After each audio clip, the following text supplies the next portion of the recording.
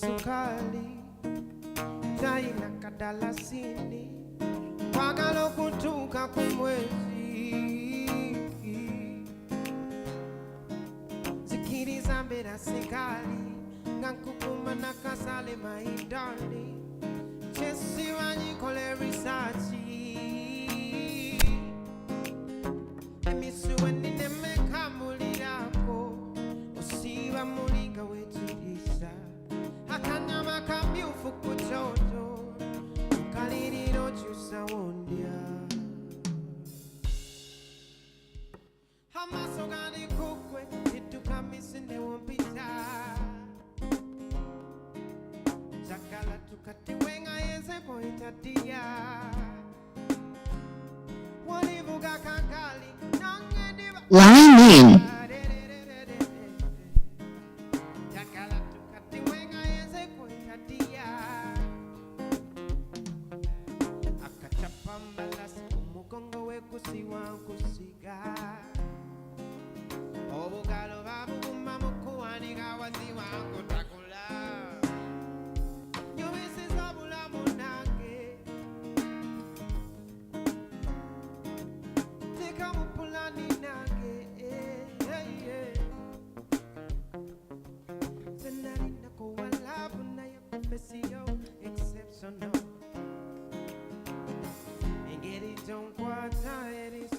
professional.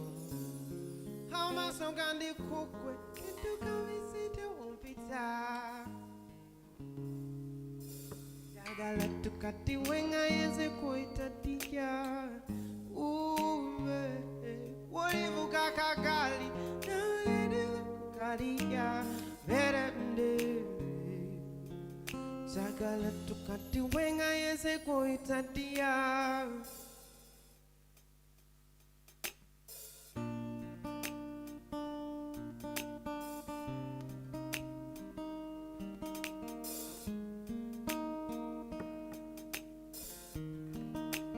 Tugende muchachi, wafuke my baby.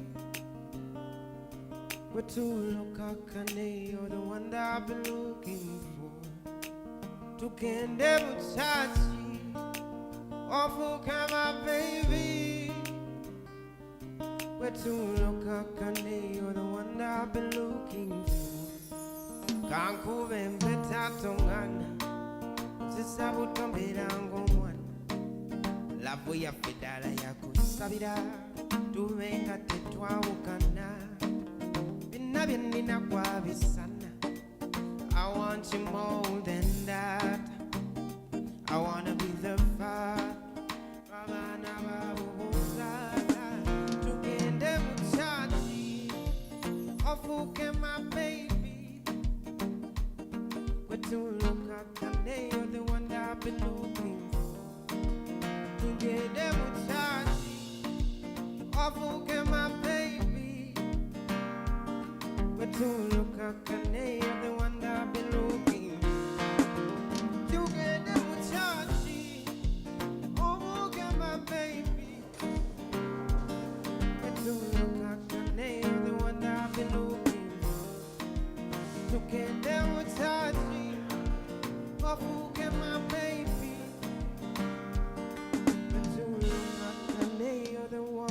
One, oh, love, love, love. One, one, one.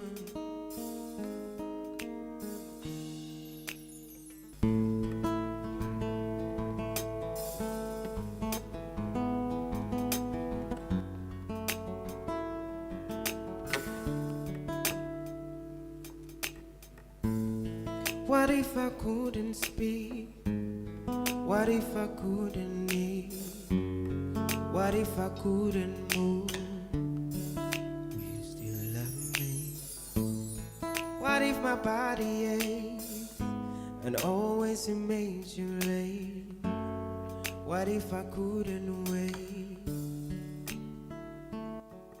Would you love me when it's hard and the lights falling apart? If the things that we was new are long gone, if the blue skies are so and the memory fades away, and the memory fades away. Will you still love me?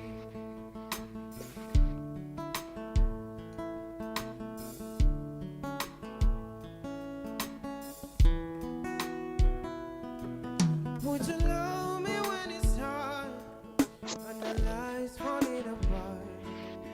If the things that we was new are long gone,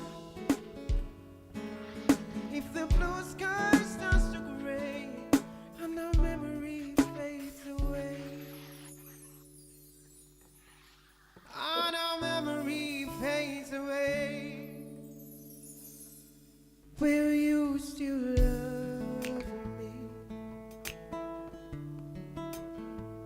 Will you still love me? Will you still love me?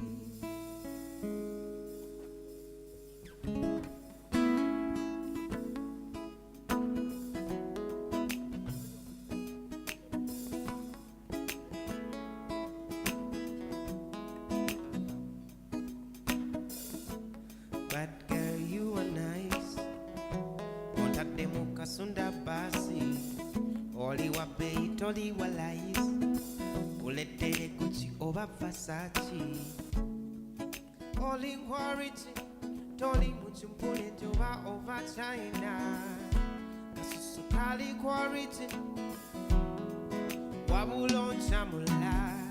Wakala nyoela undi mumusai. Wantamuzalu jegere kukagali. Olusi tunanene muzatino sani. You brighten my day. Ulilo chamula mukwano inside. You come my way. Ulilo sembera ulilo inside. So let me wire away. Sakala kumanya manings alright.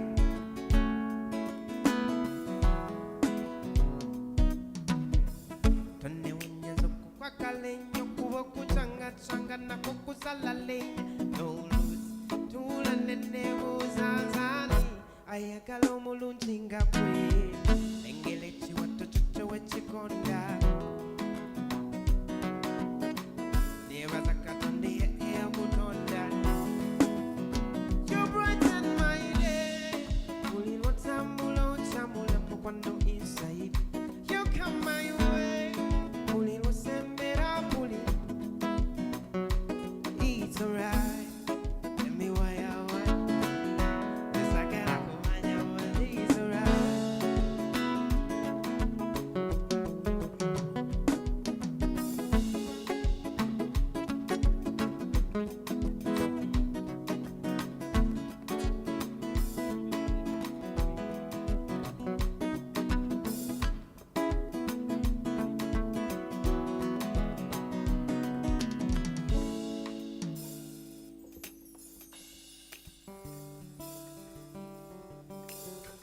Njagala nnyo okubeera woli,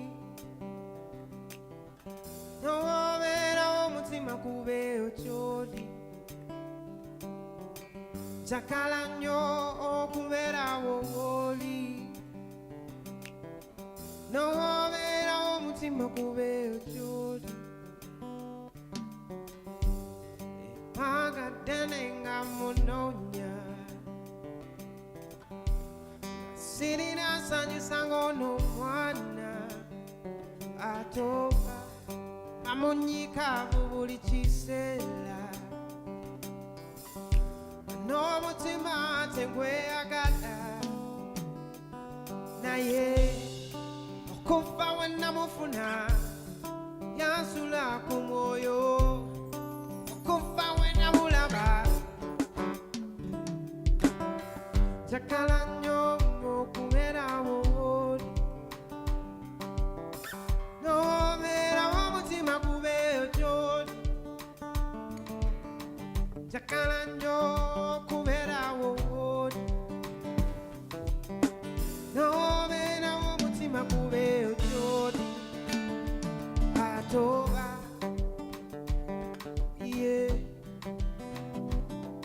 Atoa, me, Atoa, oh love, Atoa. Naye, kufa wena mufuna, yasula kumoyo, kufa wena mulaba, kwesanyo lyange, sakala nyo okubera wowoni. No bera womutima gube chodi, sakala nyo okubera wowoni. No bera womutima gube chodi.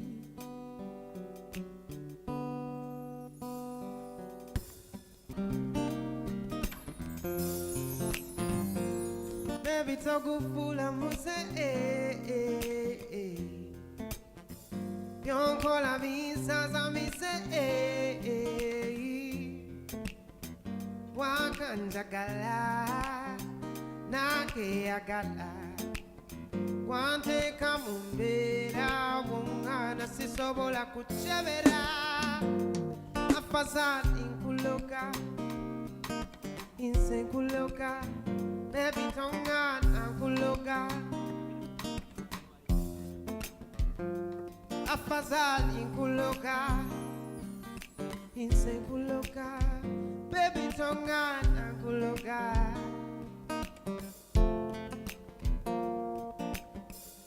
Etakulia linda ya mususa Ninga edilisa mususa Wakalama kechuchusa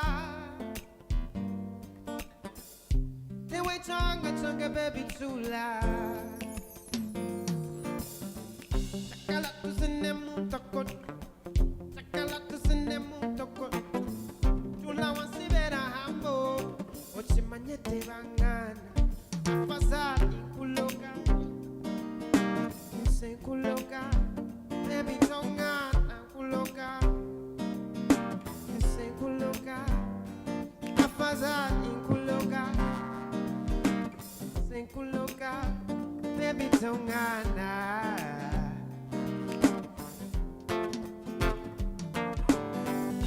I don't drink coffee, I take tea, my dear. I like my bed done one by side. You can hear it in my accent when I talk.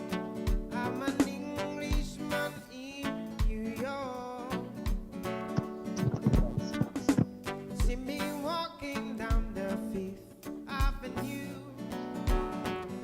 I'm walking cranny by my side. I take it everywhere I walk. I'm an Englishman in New York.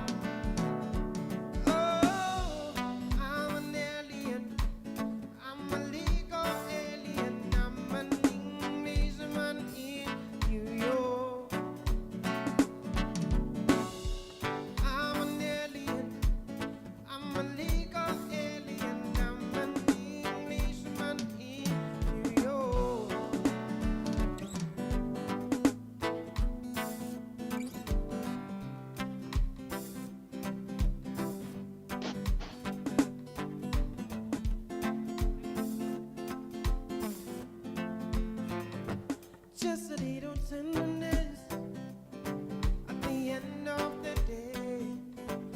So long woman need take her fears away. Hey. No, no, no. Oh, I love you, I love you, I love you, no. Cold, cold, the words so cold.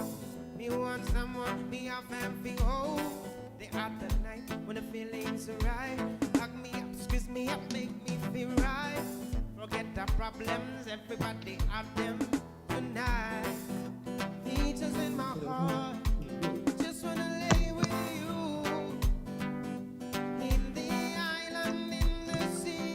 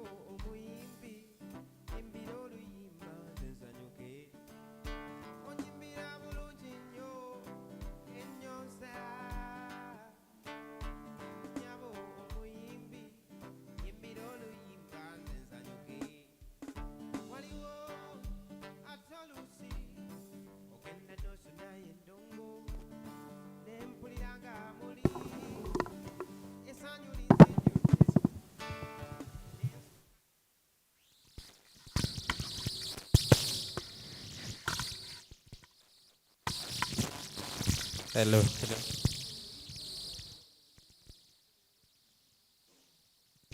Hello. Good morning, everyone. We want to start our program. We are a bit behind schedule. Try to catch up.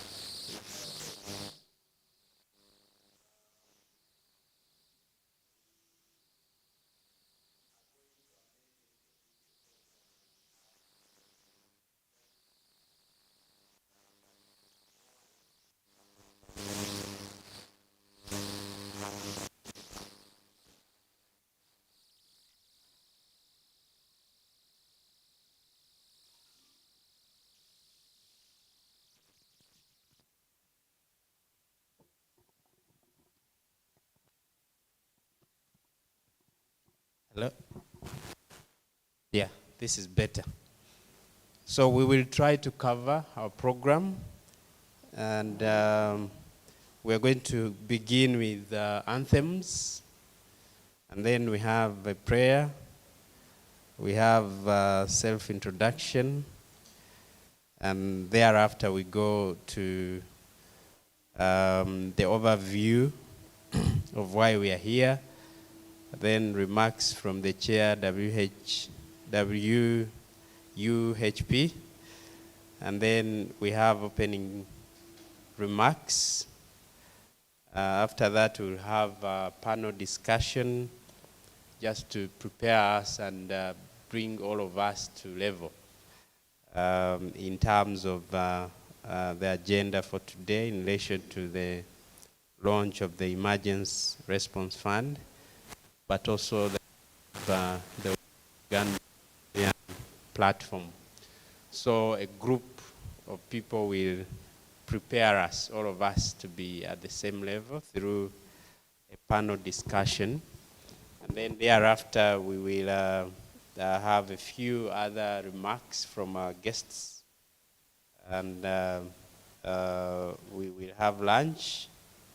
And in the afternoon, we will also have a very brief session, which will be followed. The session in the afternoon is for sharing experiences from elsewhere. And I'm sure people are here prepared to share those experiences. For example, from Western Uganda Humanitarian Platform, I saw my brother Feni. If you don't speak, I'll be disappointed, but I trust you will. From Karamoja Alliance for Local and National Actors, and then the National Humanitarian Platform, plus Charter for Change Working Group. So that will be followed by a Q&A. And last thing will be steering committee final review of the platform. Document, TOR, work plan, budget. I think that will be for the steering committee. So without wasting time, allow me to invite one of us to lead us in anthems and then the opening prayer. Someone had already volunteered themselves.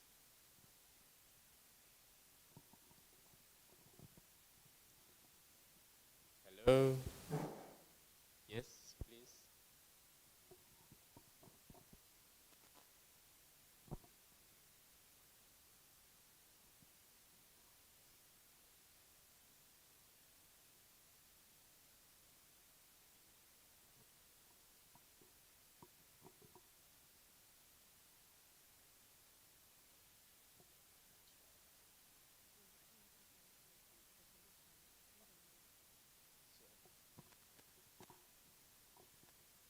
Okay, so we can rise up.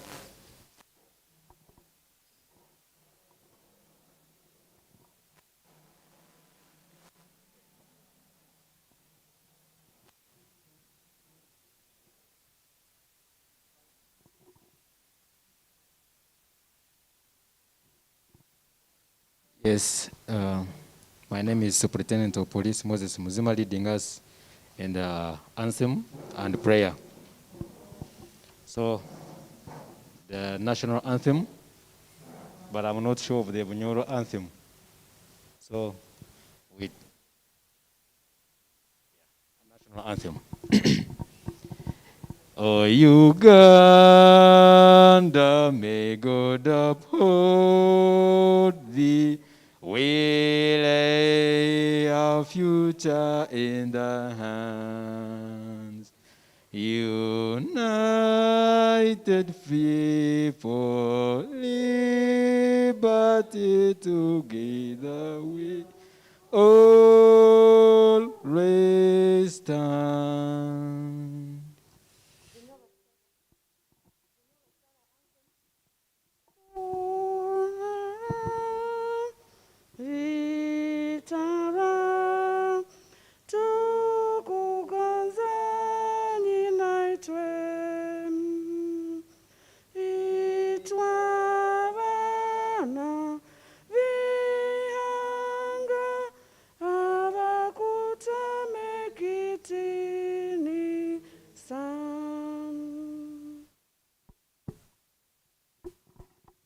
Let's pray. Almighty God, our Heavenly Father, we thank you very much for the gift of the new day and life. We thank you very much for the journey mercies you have given to each one of us. We thank you very much for this congregation in this place. Father, we thank you as well for all the deliberations that are going to take place in this place. We therefore kindly request for your Holy Spirit to come into our midst, to help us to be able to deliberate on each and every matter that's going to arise in this place. So that by the end of this meeting, my Father, we are going to leave this place glorifying your holy name. In the name of our Lord Jesus Christ, we pray.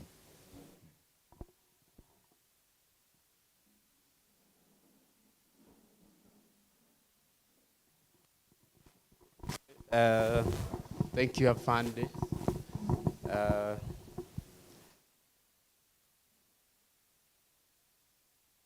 We're now going to have the self-introductions.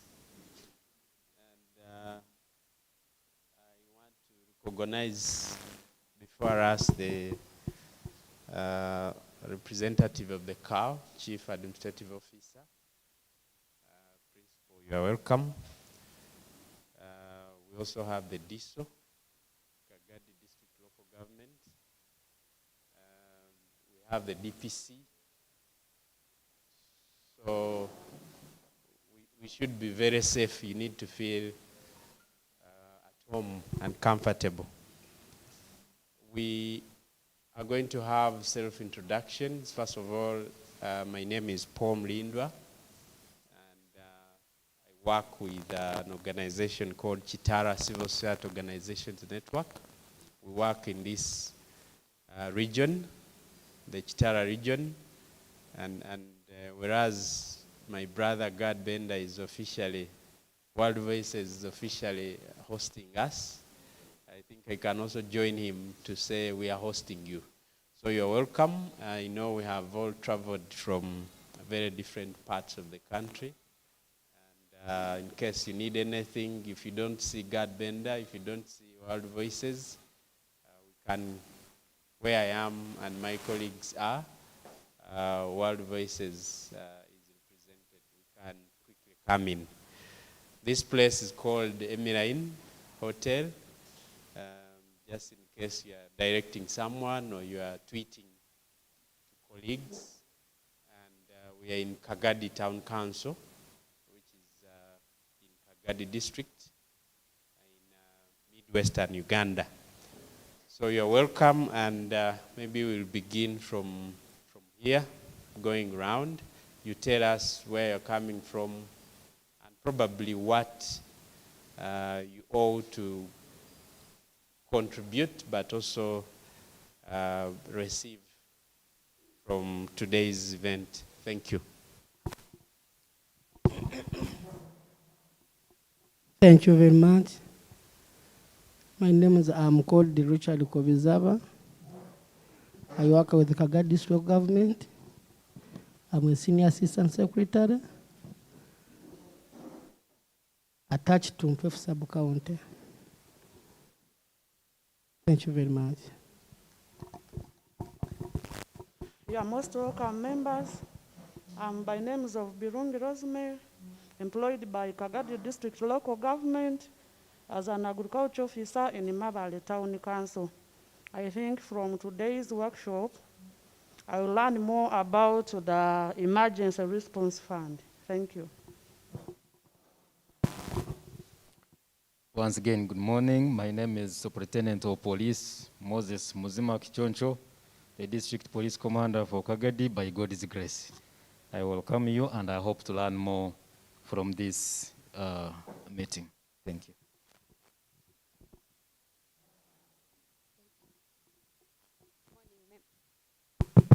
Morning, members. Rita Muhindo are my names. I come from Kasese District. I'm working with Foundation for Urban and Rural Advancement, that is FURA. I'm here in the shoes of the Chief Executive, Mr. Robin. He is very sick. Thank you. Morning, everyone. I'm called Olivia Charsima from Ntungamo. I work with the organization called SAWIPA, Southwestern Institute for Policy and Advocacy. I'm glad to be here. Thank you. Good morning, everyone. My name is Claire Wanula. I work with the African Women and Youth Action for Development as the head of programs. I'm glad to be here too.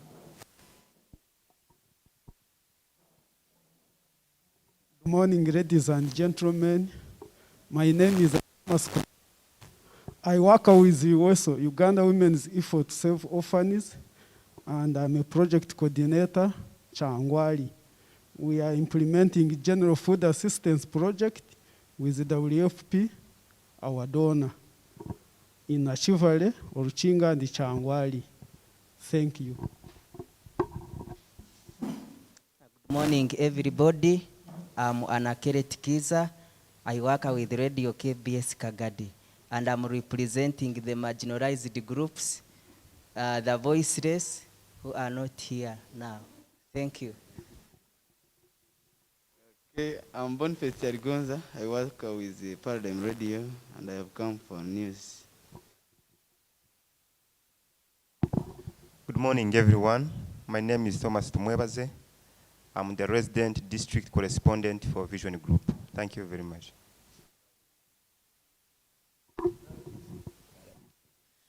Good morning, everyone.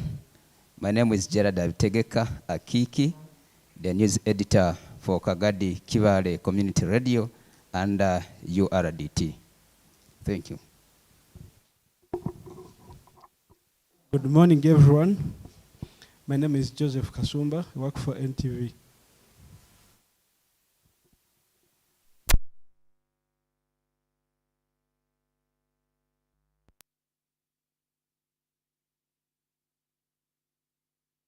Line in.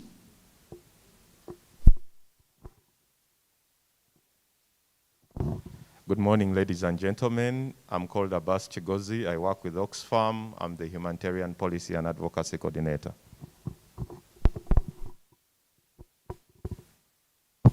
Good morning, everyone. My name is Elizabeth Nakiru. I work with Oxfam. I am the Communications Assistant. Thanks.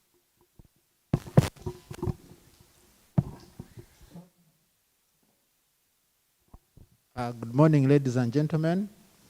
My name is Matov Joffre. I work with Caritas Hoima, and Caritas Hoima works in Hoima Diocese, and currently we have projects that are supporting emergence and relief. We have a project on protection that is targeting 12,000 refugees, and we also have a project on livelihoods that has been targeting refugees, 9,000 refugees in Kikube district. Thank you for coming.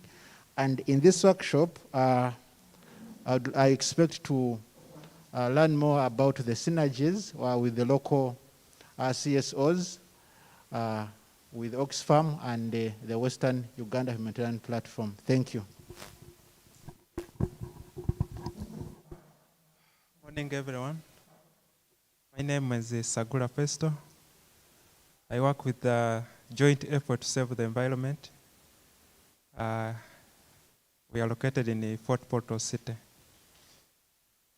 My role at the GSA is a mill officer. Thank you.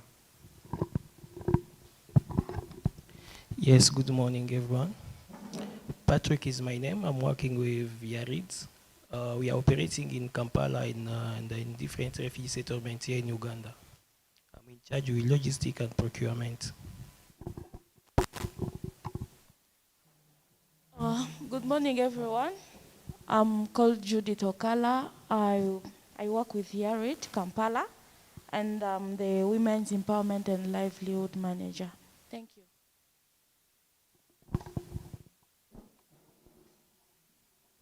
Good morning, everyone. I am Brenda Namande. I'm the Director of Programs, Labor and Consumer Advocacy, LACA. Yes, good morning, colleagues. I'm called Indiakura Junior Perez. I work with Lipro Uganda as the team leader, and I'm a proud member of the Western Uganda Humanitarian Platform. And I would like to thank the people of Kagadi for being hospitable. I think we cannot take that one for granted because you are coming. Thank you very much. Good morning, ladies and gentlemen. My name is Gad Bender. I'm the team leader of World Voices Uganda. Officially, when you are writing, you can say country director, but that's at your discretion.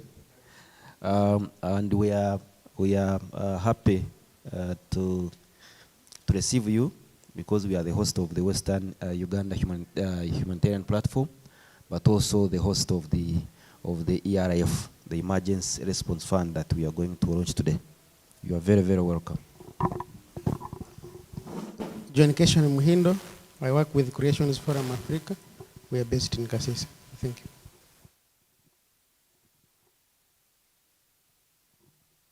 Good morning, ladies and gentlemen. All protocols observed. My name is Naomi Ayot Oyaro, the team leader of CAPAIDS Uganda and the chairperson for Charter for Change Working Group Uganda. Good morning, ladies and gentlemen. I observe the protocol. My name is Juliet Done Yokia. I work with Community Empowerment for Rural Development, CFOD, in West Nile sub-region as Disaster Preparedness and Response Project Manager. I'm the advisor to Charter for Change Working Group in Uganda. CFOD is hosting the Global Charter for Change Secretariat, and I manage the Secretariat. And I'm glad to be here. I'm a member of West Nile Humanitarian Platform and steering committee member of the National Humanitarian Platform. I'll be learning a lot from here, but also sharing experience. Thank you very much.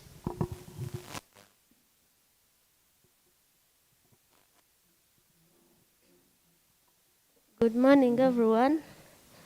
I'm Dr. Maureen Tushabirane, working with Kagadi District Local Government as a veterinary officer. Thank you. My name is Feni Twaib. I substantively work as a team leader for West Nile Regional Civil Society Network. Like Kishon, my brother here, and I chair the steering committee of West Nile Humanitarian Platform. I'm also a member of the steering committee of National Humanitarian Platform. Thank you.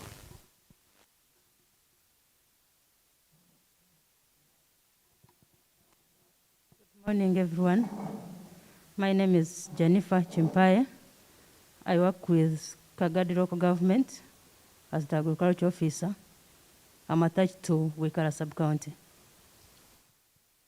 Good morning, everyone. I'm the team leader for Radio Uganda, but also here representing a MESCO Development Foundation in Kiakatu.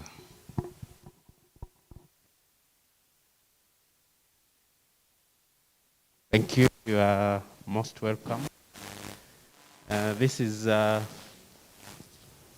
hybrid event, and we have many colleagues attending and participating online, and we will invite those online to type in the chat your full details. Probably at an opportune moment we'll run through those details. But also, if you have a comment, if you want to contribute to the discussions, to the conversations, please feel free to notify us from the online platforms available. So you're most welcome once again, and I already said before us we have the CAO Kagadi district local government, and the DISO from Kagadi district local government. We have the chairperson, WUHP, and they will be speaking to us. We have Oxfam fully represented, and soon they will be giving us remarks. And now I want to invite the host, World Voices Uganda, Gad Benda, the Executive Director, to tell us more why we are here, the objectives, why the launch of the Western Uganda Humanitarian Platform, and probably why the launch of the Emergency Response Fund in the same vein. So Gad, you're welcome, and maybe you use about 5 minutes.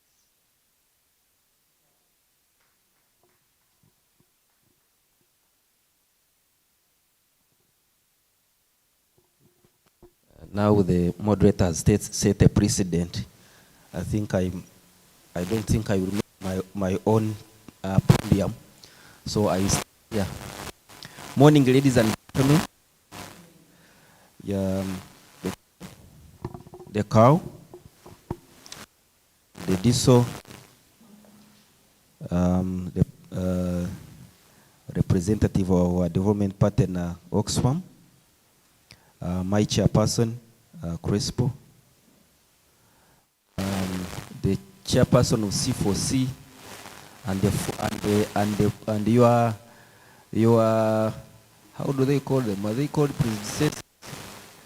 And the outgoing chairperson, Donna.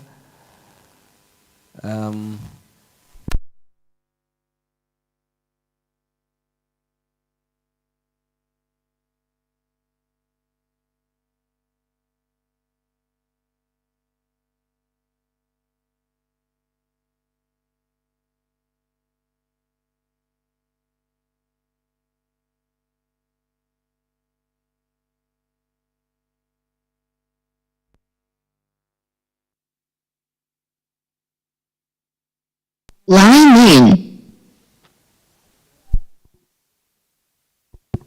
Yes, of course, first of all, I want to take this honor to welcome you to this event. As World Voices Uganda, we are very, very, very honored, especially when we are hosting such an important event, but also when we are hosting one of the biggest, I think, models that we are going to pilot for the next 1 year, but also for the platform that everyone should be able to support, but also utilize in advancing the emergency response in our area. Now, why are we here? Maybe before I give you the objectives, let me just delve into quickly an overview of why we are here today and where are we coming from. As Uganda, just like any other African countries and all over the world, we've been promoting what we call localization agenda. And the localization agenda, simply to put it in to easily be understood, is you want to ensure that the local actors, the local humanitarian actors, you and me,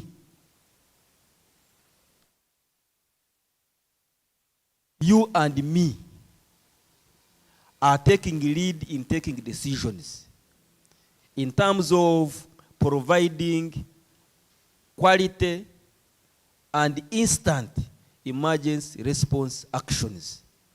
That if a disaster takes place and there is a need for the quick action, the rapid response, then the humanitarian actors should have the capacity to take a decision to immediately respond. And one of the facilitators of that immediate response is the facilitation. Now, there has been a history where actually the decisions on who and what kind of response should be done immediately is taken by the international humanitarian actors. So we would want to demystify the fact that idea, decisions, and leadership should be decentralized, if I may call that, because now the cow is here. You know, we need to speak the language that you know that brings together everyone. So it should be decentralized, if not localized.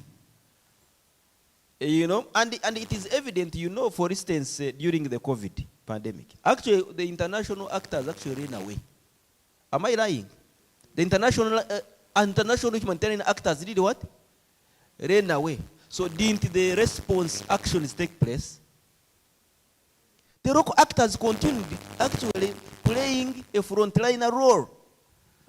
So it is on that basis that we are saying, can we now put mechanisms through which a localization agenda can be strengthened, can be achieved by empowering local actors to take decisions and take leadership. Now, with the funding from Oxfam, and I want to take this honor to thank Oxfam, Uganda and Oxfam Global and Oxfam UK, US, for the support they have provided to us.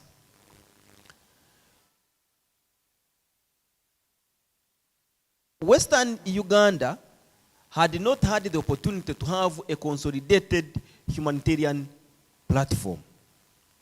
While other regions like West Nile, like like the North, Eastern, have had the regional platforms, which are actually supposed to be a fulcrum for collective voice, collective action, in terms of peer learning, in terms of capacity building, in terms of, you know, collective response. The Western Uganda has not had that opportunity. Now, with support from Oxfam, I think from 2016, they have been supporting all of these processes of ensuring that the regional platforms act as the fulcrum for localization agenda, in which the local actors come together for a common voice, but also for peer learning, but also for collective action. Now, learning from those platforms that have already been formed, and I think we will be hearing from some of these representatives from those platforms, because their platform leaders have been invited to take part and support these processes, because you see, we are learning from them. So we said, okay, what is it that actually we can do? We said, okay, let us come up with a regional platform that we called the Western Uganda Humanitarian Platform. Currently, we have, I think, about 42 members. If you have not yet become a member, please, you can express interest. And I think at some point we can always discuss on how you can become a member and how you can actively participate. Although this is a part and parcel of the spaces in which you should participate and you are participating. So we came together and formed this platform. But of course, along the way, we also realized that the platform alone is inadequate. So with the support from Oxfam, we wanted to come up with a funding model that can provide instant resources to humanitarian actors who would want to intervene on any disaster, on any emergency need, which we call the Emergency Response Fund. This fund is a learning model that is being piloted. Which other countries? Bangladesh and Puerto Rico.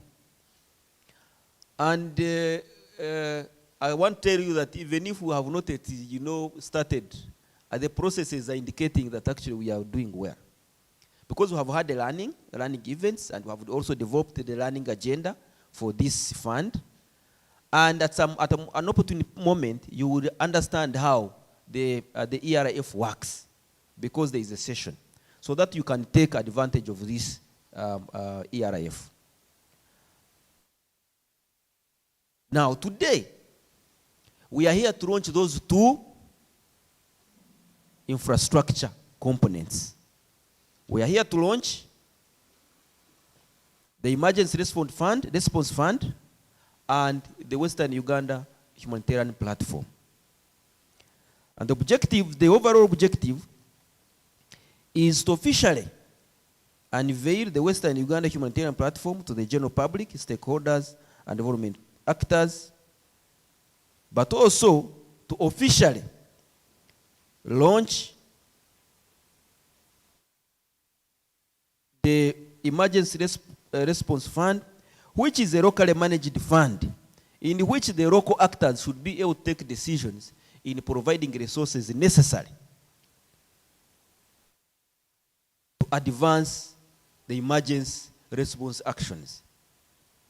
So today, specifically, we are here to introduce the platform to the members, including the district, the different actors, the media, the civil society, and so forth and so on, so that then we can identify areas of convergence, areas I know, for example, like COW, I know that I think the district is trying to revive the district, that's a risk management committee. I was discussing with the World Vision. I think they have a program of supporting that process. And I think that's an area where we can work together. And so the reason we are doing this is to ensure that we see where we can synergize. Then to officially, of course, launch the locally managed fund, which I've talked about. And those are also areas where we can actually work together. I know that there are areas, for example, that have recently been hit. We have Kasese, you have issues of now the current inflows of refugees in Kasese, in Toroko, and I think even in Kisoro. We have hailstorms that hit areas of Kabuga, areas of Mpefu, Wikara, and so forth and so on. So we have quite a number of disasters that are happening in the region. So the fund can be actually utilized to provide quick actions in addressing some of those issues that are rising. Recently, we also had, I don't know if this one will be covered, we had a lion. We had a lion invading the communities of Mpefu. I don't know, my chair, I think will guide. I don't know if that is an emergency donor. Guys in our communities in Mpefu were invaded by a lion recently, and I don't know if that was an emergency, and if people actually can apply for money from the ERIF to address. But at the end of the day, they also ate it. So I hope they paid themselves. So then generate now in this, you realize that we also have what we call the pre-launch dialogue. So during the pre-launch dialogue, we are going to have a discussion looking at the theme of advancing local-led response through the Emergency Response Fund funding, and of course looking at the different challenges that we are facing as a region, but also as a country, given the fact that we already have some representatives from across the other regions. I think this is an opportunity for us to build consensus on some of the actions that we can do in addition to the challenge that we are facing at the moment. And then, of course, lastly, rally support of the platform members and the key stakeholders. Because just like I told you, this is an opportunity for us to look at the different opportunities that we have amidst us, so that then we can see how we can, build on each other, support each other to advance, to address the different emergence issues. So, of course, so ladies and gentlemen, the Wanakau and the DISO, here the stakeholders that you see are from both state and non-state actors.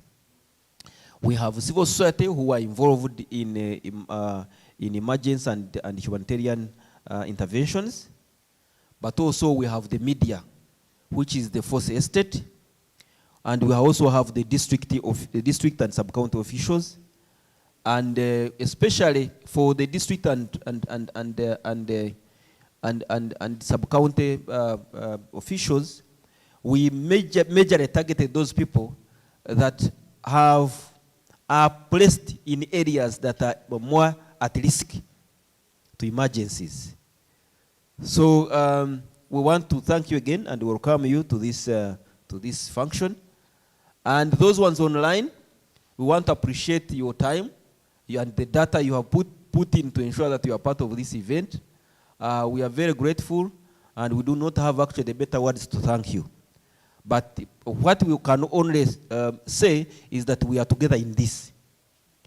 We only just pray for continuous cooperation and support as we advance the localization agenda through the locally led emergency response funding, and also the networked platforms across the country.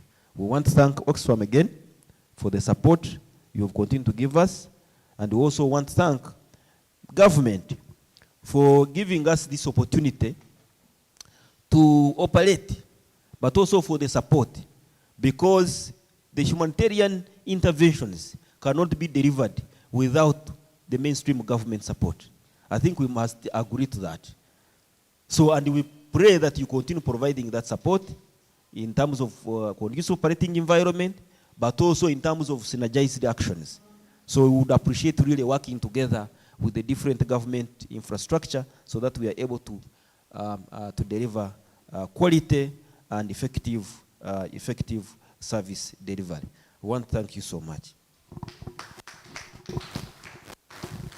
Thank you, God, the Director, World Voices, Uganda. I think we all now know why we are here. We all know about the localization agenda. I've had the emergency response in other areas of humanitarian work. So I think it's very timely.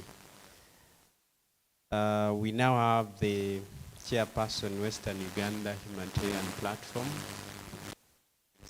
The same vein, re-emphasizing why the local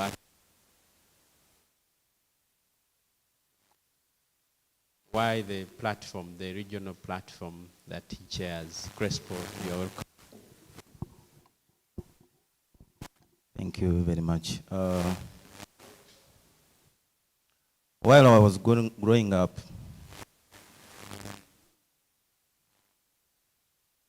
my father, who is a teacher, one day, some 25 years ago,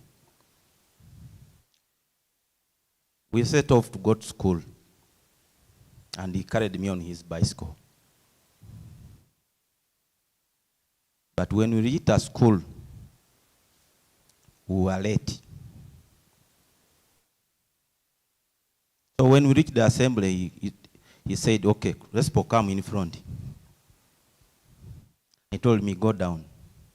I was like, what is wrong with this man? So he put me down and he gave me good 4.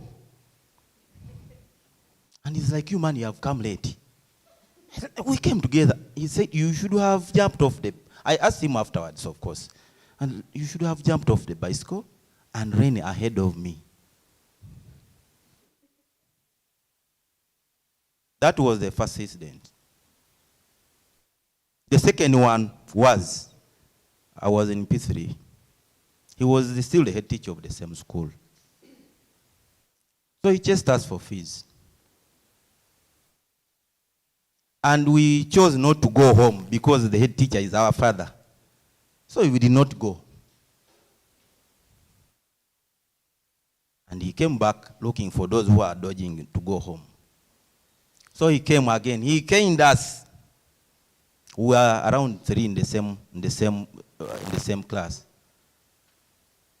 And we were like, and he told us, go and tell your parents that I've chased you for fees. So we went to him and he said, I said go and get to your parents. So until when he said, okay, now we had to go home, and we brought mom. Like, and mom came and said, you see, you leave these kids. Their father will pay the fees. When I was young, I did not know how important those two circumstances would work in my life. For the local actors who are here, you need to act the same. You need to get a lesson from those two. If you are working with an INGO, with a donor, you need to run ahead. Don't wait. Just because he's your donor, you don't be comfortable. Okay? Otherwise, you'll be caned like I was caned. And I'm telling you a reality. If you want, I can give you the number of my father, and he will tell you the same. It's not a joke. So we must obey. Just because the donor has given you money for 10 years, don't take it for granted not to report on time. Bruce Mumbalia is my name. I work for AWAD. AWAD is a women-led, women rights organization that's working across Uganda in more than 4 humanitarian refugee settlements in Palabek, Lamo, Chegegwa, Chaka, Parolina, and Kamwenge. So we need to appreciate the circumstances we are in. Sometimes, for us in civil society, we don't mind a lot about protocol. But in government, protocol is very, very important. I recognize the government leaders in the House, all through, the government officials. You are all welcome. We are more than happy and humbled that you have come. Just to be part of our journey. That is just a mere contribution towards a global call for having humanitarian-led action. I'll tell you a few reasons why that is required. But before I say that,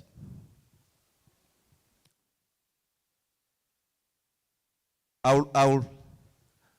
want to appreciate Oxfam again, who are our converted believer in terms of localization. We know there are others that are also believers, but we want more to convert more believers. At one time, local government was hardly recognized in humanitarian response. They are not even sitting on the steering committee. But the little work that we did,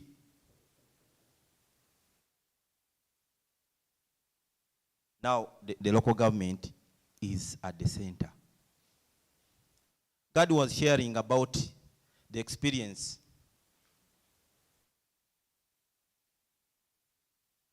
of COVID. When it struck, local actors working. That to some of us, it did not leave us the same. Perhaps I will not be the one speaking today. My senior would be speaking. COVID took from us our best.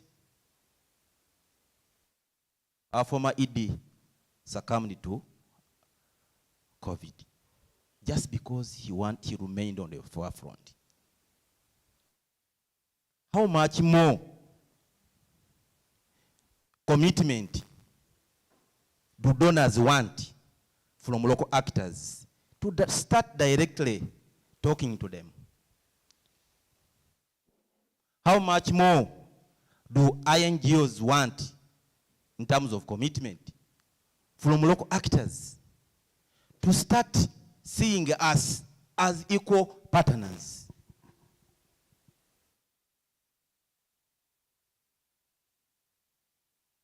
You know what happens is that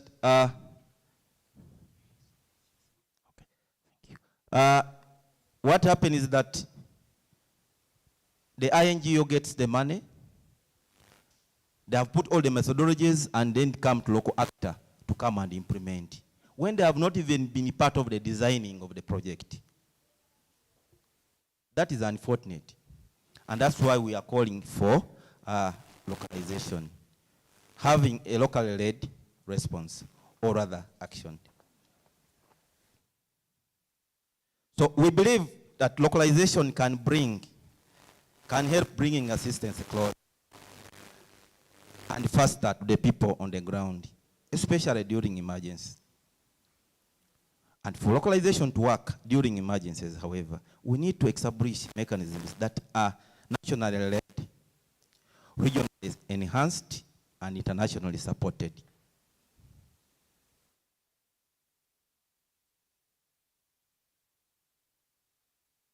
Nationally led because we have a government that should support us in terms of the policy. They should put in place policies, and policies, we should not be mistaken. Policies don't start from the top. Policies start from right here where we are. So the local government that we have here should help us in starting that process of creating a policy. When they were amending the NDO bill, they put in having an MOU with the local government for all actors. All actors. That came from local government. So the same can come from local government. I will have a few ASICs. Actually, we have around 3 ASICs that I will share. So the insertion roles of local and national humanitarian actors cannot be overemphasized more than it was done during the 2016 Humanitarian Summit. That was well highlighted, and we don't want to repeat that. However, that did not end. There also are commitments that are highlighted, and C4C, donors will be C4C. There is also grant bargain. Still, that will be shared more by my colleagues. But all those were commitments recognizing that there is need for more from local actors.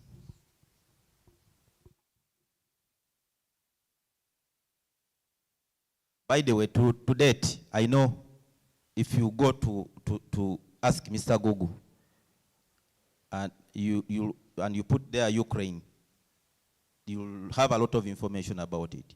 But to date, most donors are depending on local actors to deliver service in Ukraine. God forbid if that happens here. how many local actors will be able to stand given the way they are treated today. So why should we all believe with me that we need localization, local actors to take lead? The first one is relevancy.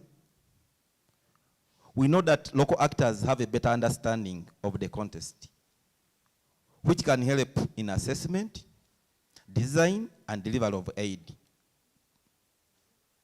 You know, donors have come up with something to show that how did you involve the local actors, the people, the targeted group to participate in the design of this proposal. And people just write about something and then it's taken for granted.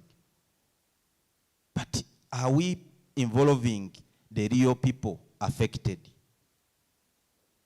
Because if you just design a project and the donor gives you money and then you come and tell Howard to come and you sub-grant.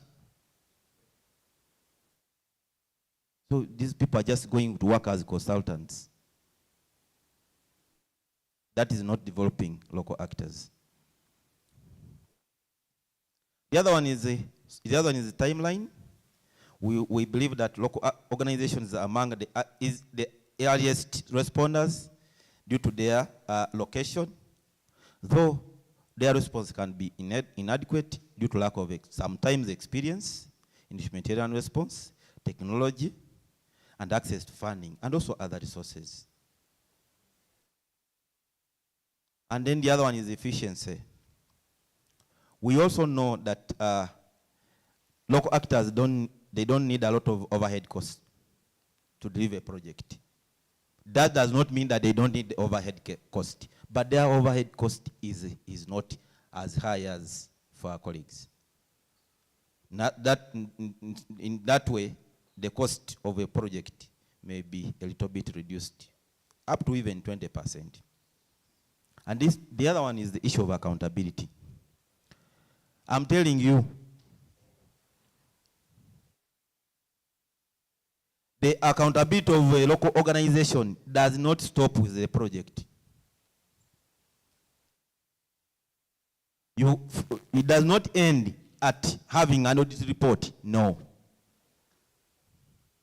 Because we live in those areas, we have big ambitions. So you cannot, your accountability does not stop. If you do any mistake with a project, they will always refer to you, that one ate our money. In the whole community. And you make a mistake of attempting to stand for a political position. They will tell, you will account even more.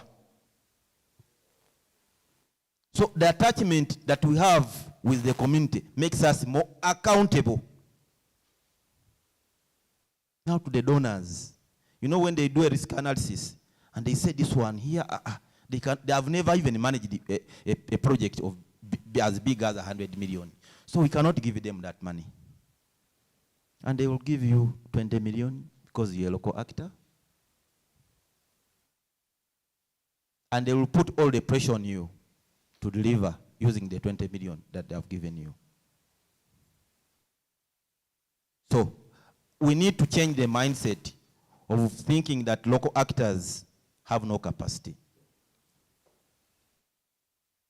And I'm thinking we also need to change this process of saying, you see, we need to build the capacity of local actors.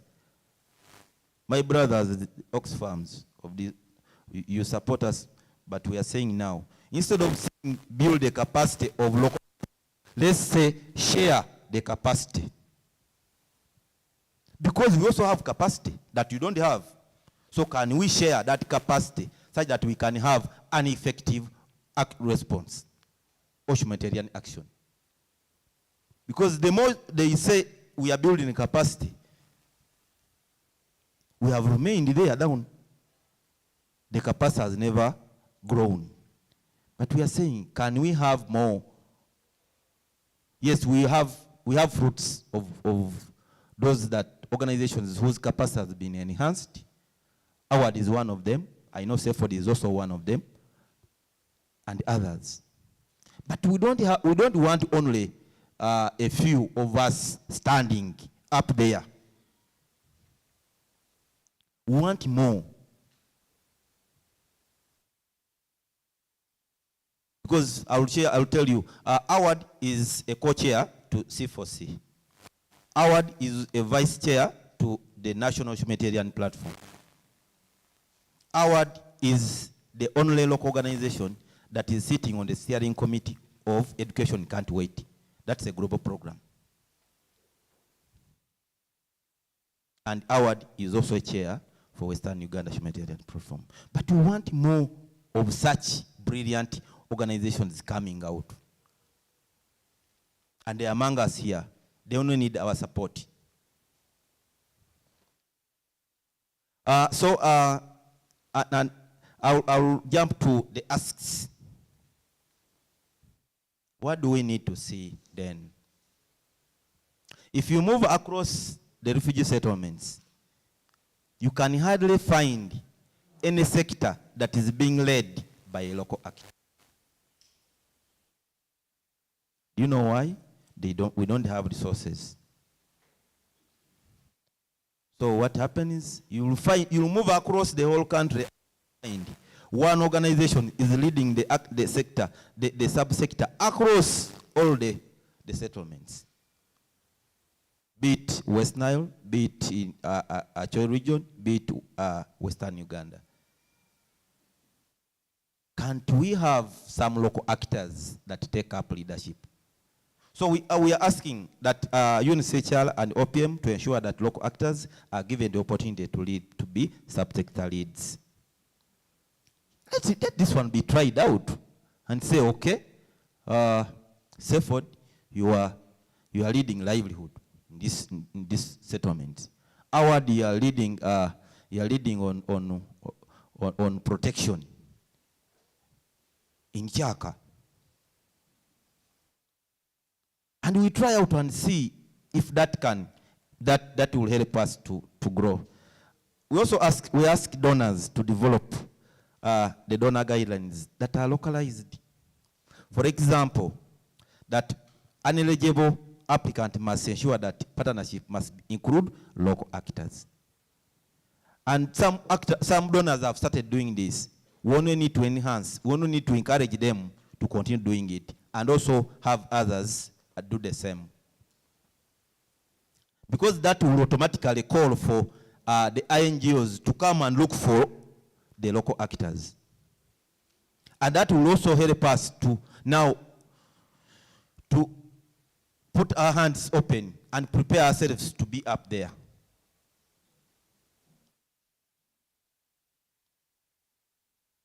We also asked the Office of the Prime Minister and the line ministries to develop standard operating procedures for INGOs and local humanitarian actors that requires INGOs to jointly work with local actors with clear capacity improvement plans for such actors.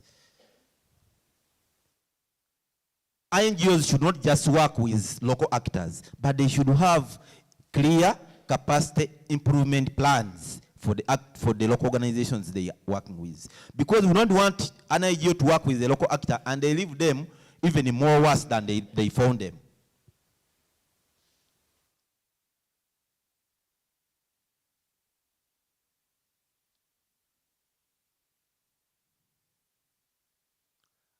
We also further ask donors and other partners to create more, or rather support, innovative ideas such as the one we are going to launch today. This should not only come from Oxfam. We should be seeing this one more of the same, but also we also encourage donors and other partners to come and put some money in this pool. The money is small, but you want to start learning. We want to have some lessons from it.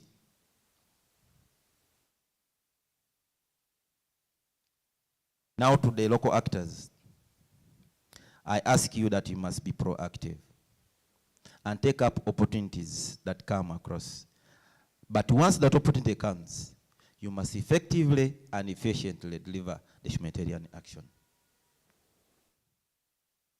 On behalf of my organization, AWAD, Western Uganda Humanitarian Platform, and my own behalf, I thank you.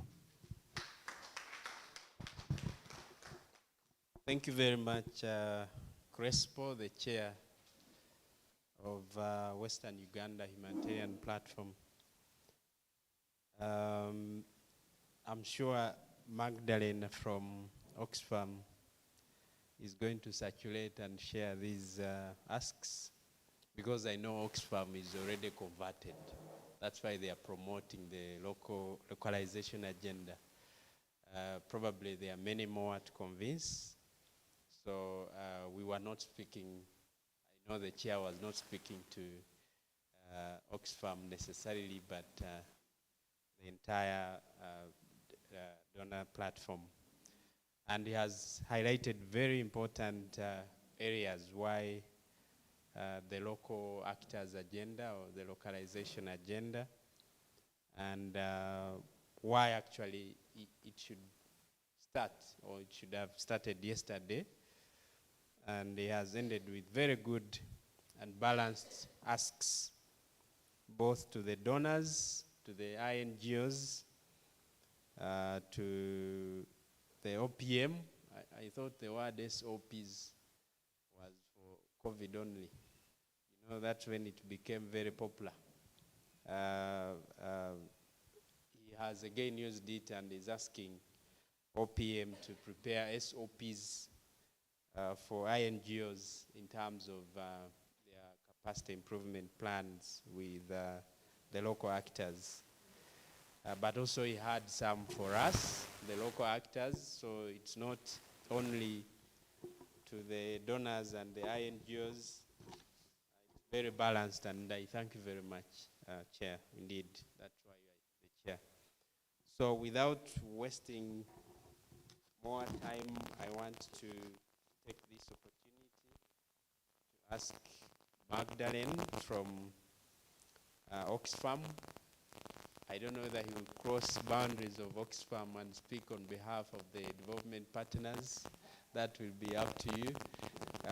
But Magdalene is from Oxfam. Had the agenda, especially for emergency response. We thank you and invite you to speak to us.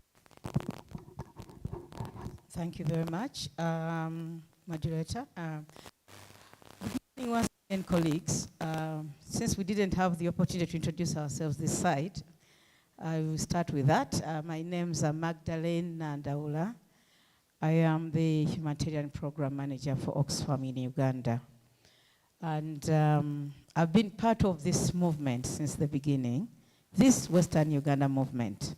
But I know that Oxfam had a lot of engagement over a 5-year program where we've interacted with a number of colleagues from different regions through the establishment of different platforms.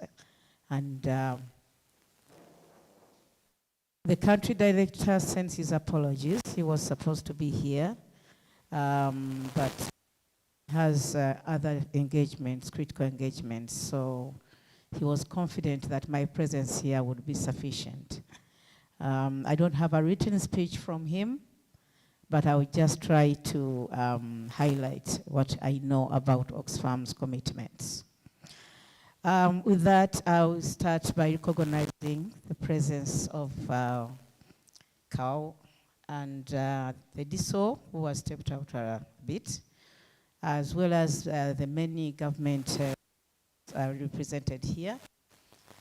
The media fraternity, and my colleagues in the civil movement, and gentlemen, as well as other rights holders, if you exist. I take this opportunity to actually congratulate the Western Uganda Humanitarian Platform for moved this far.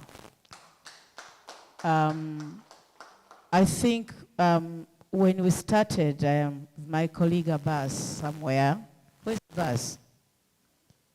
Yeah, Abbas has worked very, very hard to get to where we are.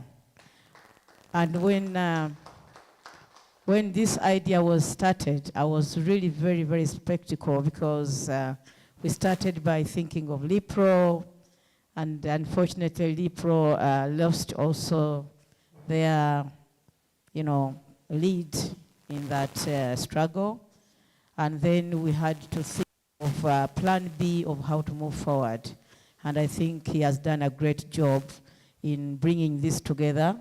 And thanks for the small group which started and came up with a secretariat, executive, and whatever. And we have come to this level. We are officially saying that we would like to recognize that this is a functional local humanitarian actors platform in Western Uganda. For all those organizations, local and national, who have an interest in humanitarian actions in Western Uganda. And that's why we are here, to officially launch it and make sure that it gets the support that it requires from different actors and offices like the government, the international community, the donors in the country, to know that this is a functional platform. And within that, it has already been mentioned that we have secured small resources to enable them be able to enable them start off with their members, to give them the capacity to make decisions around what should be the priorities and how do they support that. And they have the liberty to come up with the guidelines of what they consider to be important with these small resources, which we think will be a leverage for bigger opportunities.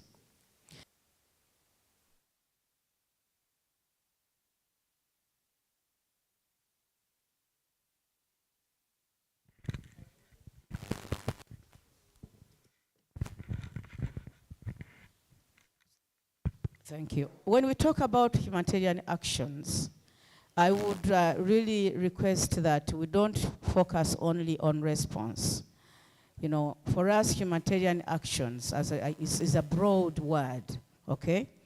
It cuts across the disaster risk management angle, the spectrum of disaster risk management, which is around prevention, mitigation, and preparedness. And then goes now to the response, because sometimes you can do all these things, but still the disaster will happen. And then you go to the response. So as humanitarian actors, we need to look at how we position ourselves in all those angles. And these days we are talking more and more about the Nexus programming, okay? Which focuses on moving from immediate humanitarian response to actually linking that through the DRR angle, or disaster risk reduction angle, to the development angle, and then the peace building. Because the peace building is becoming more and more important in that whether it is a natural calamity or whether it's a conflict, you always have population movements. And when they move, they find other people wherever they settle. And there are a lot of risks around peaceful coexistence, which we need to manage. The drivers of conflicts are many. So that's what the Nexus is talking about, that as we move from humanitarian responses to development, we need to understand what are the conflict drivers and how do we ensure that there's peaceful coexistence between the different communities that are in that environment. So that's the angle I would request that all humanitarian actors think through. And how can we position ourselves to be part of that? I wanted also to pick on the speech of the chair. I think it was quite informative because there is global commitment around strengthening the local humanitarian actors, local and national. When we say local, we are starting from CBOs to the national level. Humanitarian actors taking over more space into these humanitarian actions other than, so making more of the international organizations to step aside and provide the space for the local actors to take leadership in that. But what does that mean? It means a lot, okay? Of course, resources is one of them, but then resources is not enough when you don't have the skills, okay, to deliver. Although, Chair, you said we should not talk about capacity building, but at one stage it's capacity building, at another stage it is capacity strengthening, okay? And at another stage, by the time you reach the level of stepping aside and saying, okay, now you can be on your own, is like when we started with CEFOD, you know, we started a long time ago, but now we are confident that CEFOD is able to move on its own. So that is really like the journey we travel. So we always talk about that capacity issue around the skills to engage, you know, because we say local actors should be in the coordination. You are saying sector leads, if possible. But it's not just about resources. What are you going to do? Do you have that voice, that ability to actually influence and talk with people to listen to you? Do you have the ability to communicate? Okay? So there is around the skills to deliver, there's around the voice, how you deliver your messaging, and there's around securing space. And when you secure that space, how do you utilize it? Because one of the challenges we get, even as Oxfam, is that we have started with many organizations across the world because of that commitment. And then halfway, or in between there, we have had challenges because donors still trust their resources with international organizations. And we are saying as Oxfam, we are able to take that risk because we have a global commitment. We are part of the Charter for Change. We are signatory. We are signatory to the Grand Bargain, where we commit to actually give resources to local organizations, but we get disappointed. We have many incidences where we have had to pay back donors loads of money because the funds are being misused. And that's what the chair was saying, that if you get the opportunity, then deliver efficiently and effectively with accountability, you know, and that is the biggest challenge. We have had situations where we have started questioning this agenda because we start with an organization very well. Once we start putting in money, then we see the organization dying because money becomes the interest. And so we say, are we actually, you know, furthering this agenda or actually destroying it? Because it becomes about money. So my humble request is that as we move into these engagements, let's try to be focused. Let's know what we are going into. Now, back to the Western Uganda Humanitarian Platform. I welcome you into this movement. When we did the project for 5 years since 2016, which ended 21 last year, early, we managed to create 4 platforms. We had a national platform, we had West Nile, Karamoja, and I think Acholi also. I think Karamoja is online, probably. They're online. So, and for us, we are proud about that. Our biggest challenge now is how do we ensure that they continue engaging as platforms. And we don't want to start this one also, and after that, it dies a natural death because Oxfam is no longer putting funds in it. So it is up to you as members to see, as you mobilize resources, how do you ensure that you are supporting the platform, the movement in the platform, okay, to survive and continue engaging. We as Oxfam are committed, and we're still committed to continue fundraising, but we cannot promise that we'll be the only source of funding for the platform. So it's up to the members to have that drive.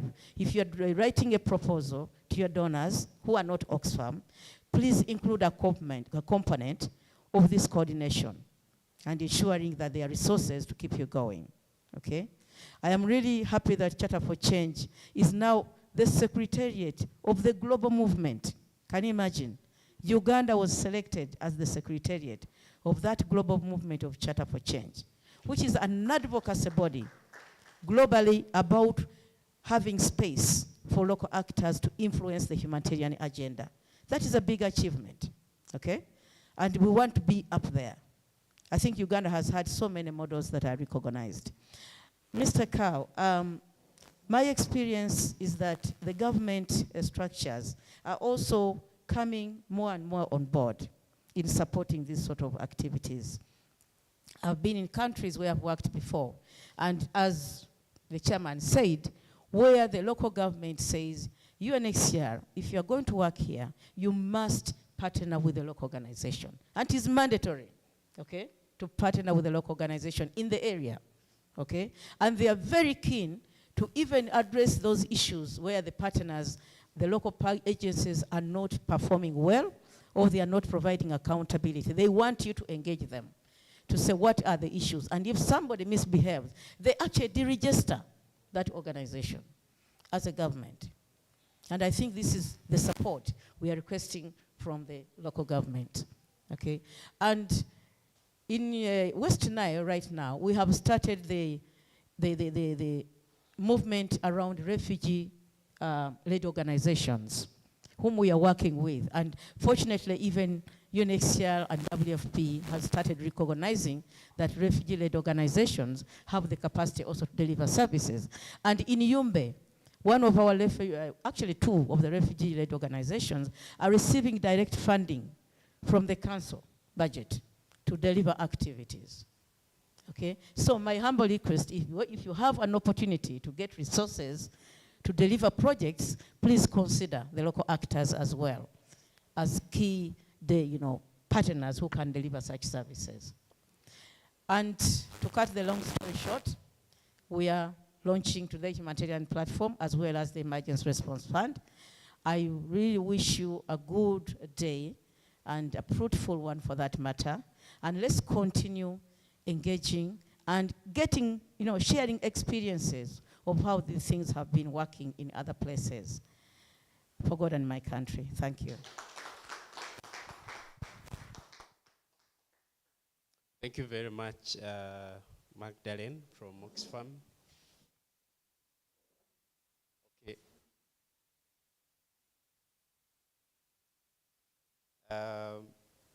I think we can, she deserves another, on behalf of Oxfam. And the other reason is the resources. I think without those resources, it would have been very difficult for us even to convene, to even start talking about the localization agenda. So thank you very much, and we thank the management and the entire team at Oxfam for enabling this. She has reminded us of the broader spectrum of humanitarian action, of which emergency response is just part of it. So probably as we discuss, we'll have that in context. And explain very well what it means in terms of the localization agenda, the international actors stage to us. And she reminded us of what we ought to be in order to effectively take that stage. Otherwise, if we are not that we should be, then we will not deliver. So just like Crespo, she reminded us of our role to effectively have the localization agenda effectively happening. I'll invite Abbas. I think he has moved out a bit. Abbas, wherever you are, as you come, for a few perhaps administrative remarks as we break for tea. Our tea is ready in the restaurant just below here. I want to invite the chair to briefly introduce the committee he works with so that we know them right from now. So after Abbas is a few announcements, then we will have break tea outside and quickly come back. We have a small conversation, small dialogue, and then we will have the remarks from the local government leadership. Chair. Thank you very much. The committee members who are here, please kindly stand up. Committee members who are here. You also stand up on behalf of Ruben. I don't know where God is, but he's also should be also standing. So that is the committee for now that has enabled us to create a good relationship with Oxfam to the extent that we have moved this journey and we are here today. Thank you very much. Kindly clap for the committee.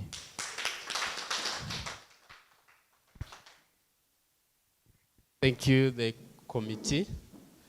Abbas has given me powers to tell you that make sure your telephone numbers, especially the mobile money numbers, are correctly written, they are identifiable, and they are in your names. Because any kind of refunds that will be given will be through those mobile money numbers. So before maybe you go away, make sure you cross-check, you double-check, and ensure we have correct entries. So with that, I want to invite us for break tea. Fande prayed for everything, so we can have tea and quickly come back. Maybe in about 15-20 minutes, that will be 5 to 10 minutes to midday. We should all be here to continue with our program. Thank you.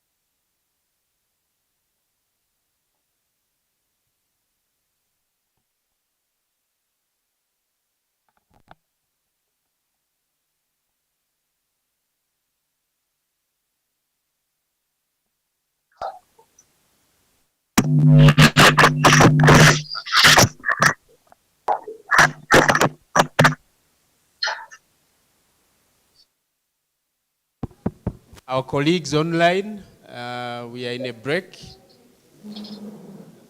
We also invite you to take a cup of tea wherever you are.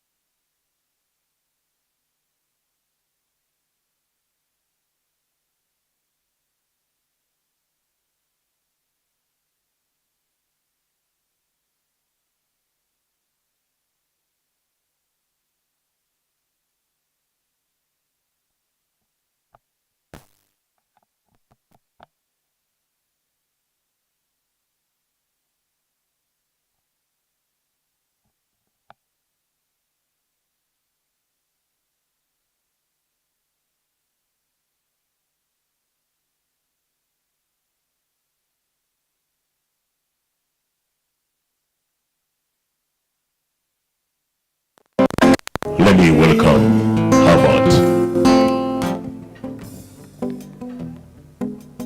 Omukono gwano gunkubanga mwenge okutula n'ennyingo gutomeza n'ebisenge addicted to hauling sente. Tally con expiry date. Pulika seranja galambe wendi. Jangu, come a little bit closer, baby. Sempera, wameza nechecho. Sita kuveyo, chakala kuveno. Ntekeyo, awo. Sita kuveyo, chakala kuveno. Ntekeyo, oyo, oyo. Oh, oh, oh. Oyo, oyo. Oh, oh, oh. The way you dance, girl, give a man fever. Got your body, but you make a man shiver. Bad girl, make a man fever. Got your body, but you make Mr. Lover, lover. And I say I don't get my holla. Anyhow you like, I could do my deal. As long as you know cause palapa. Promise you gon' treat me well. Give me the love and no be kiss and tell. No be say that I whine and do well. Woyo, woyo. Oh, oh, oh. Woyo, woyo. Oh, yeah, yeah, yeah. The way you dance, girl, give a man feel. Now your body parts to make a man shiver. Bad girl, bad girl.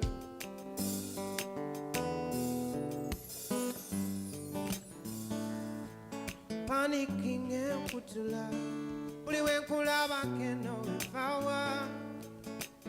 Tell me now, now. Love panicking, know if I were. Panicking and put to love. Only when cool love I can know if I were. Tell me now, now. Love panicking, know if I were. Nemi miro chekute, nemi wa baby Jessie. Can we take attention to say? Kumanga wali wonze chengamba, wali wenchi buzo bambi chembuza. Why it's not a lose control every time that you come around? Panicking and put to love. Only when cool love I can know if I were. Tell me now, now. Love panicking, know if I were. Panicking and put to love. Only when cool love I can know if I were. Tell me now, now. Love panicking, know if I were. He said, let me keep your secret, yeah. Deepest of my heart is the safest place, so yeah. Baby, turn to me and say, hey. Girl, I love your body. I panic when I see your body. I admire my baby's body. Hey, yeah. Baby, when you turn up, oh, baby, you're the one that I keep for, baby. Everywhere you go, I go follow. Panicking and put to lie. But it went cool love, I can't know if I were. Tell me now, now. Love panicking if I were. Panicking and put to lie. But it went cool love, I can't know if I were. Tell me now, now. Love panicking know if I were. Yeah, yeah. Oh, yeah, yeah, yeah, yeah.